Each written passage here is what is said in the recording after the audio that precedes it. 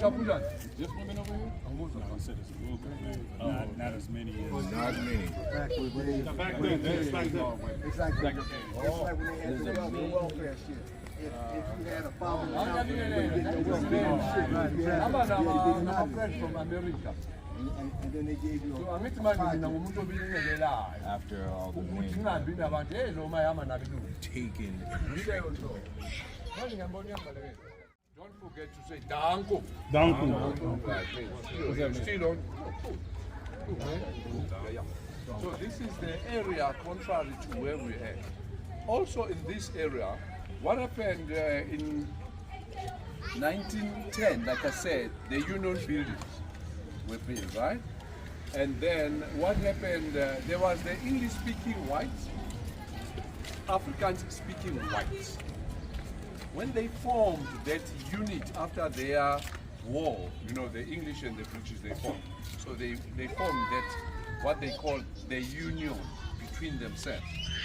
And they built a building in Pretoria, they called the Union Building. That's where they legislated the Apartheid.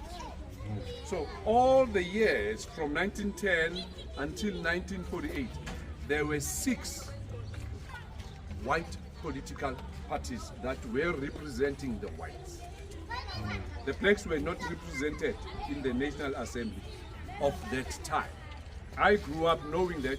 When I'm in school, we would hear that there were national elections in South Africa, but we never saw blacks participating in that. I grew up under that umbrella. Our parents were working, whereas their bosses were voting.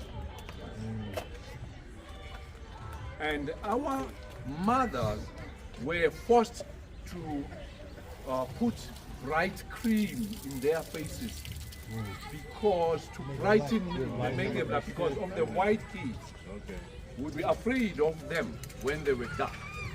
I grew up knowing that our mothers were putting that. So there was elections, the white democracy until 1994, which included all the inhabitants of this country. So in 1948, the Nationalist Party, which were more extremist, the right wing, they won the elections. And they appointed a man called Hendrik, I call him Hendrik Stupid Psychologist Verwoerd. He believed in the Nazi system because that was after the Second World War, 1948. So with all what he was given, he was the minister of the Native Affairs. Native Affairs. First, he introduced 39 policies that would segregate black and white Indians and Asians.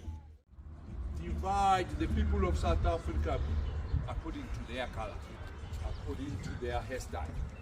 The shorter the hair, whether you are white, you know, we have those really white, short hair, they'll be categorized as blacks. The Immorality Act was introduced, meaning that it was illegal for a black person and a white person to marry. You should know better there. And for those that were already married before that policy, their marriage became illegal in South Africa.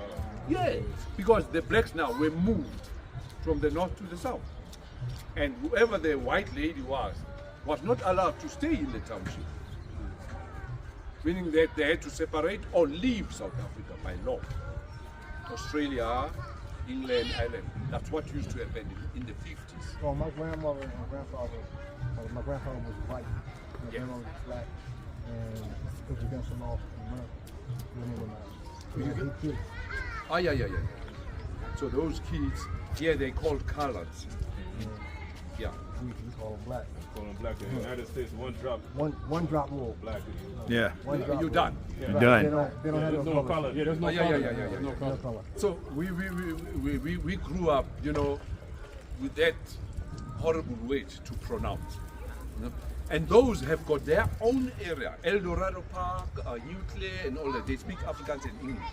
They don't know Zulu because they grew up studying in their English and Afrikaans.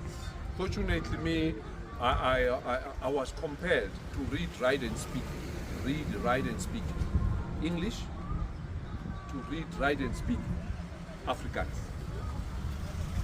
You know, by force, my generation. So I speak that language currently. But the younger generation is anti-language, anti-Afrikaans, because they have the background that it's an enemy's language. You know. Good. So that's what happened. 1950, Group Areas Act, Immorality Act, Education Act, that the blacks had to be taught by a black person. Whites will have to teach whites.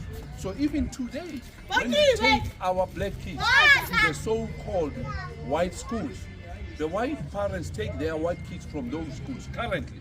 That's what is happening here. They take their kids away.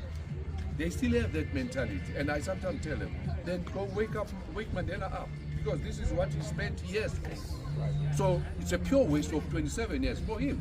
He should have just started drinking and have get far. You know. But unfortunately, it's because the development of South Africa, it was 90% whites. Indians were were categorized under us. So they were also not represented in the parliament.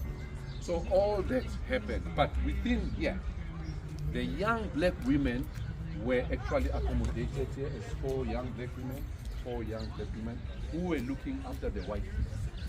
So this is the railway that goes to Joburg. So they were staying here, go to the train and go look after the white people.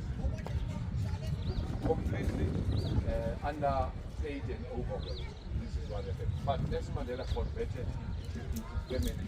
What you see now is pure conversion. That you can see the guy now, the ski. It was completely not allowed. Right. Questions? You got it, huh?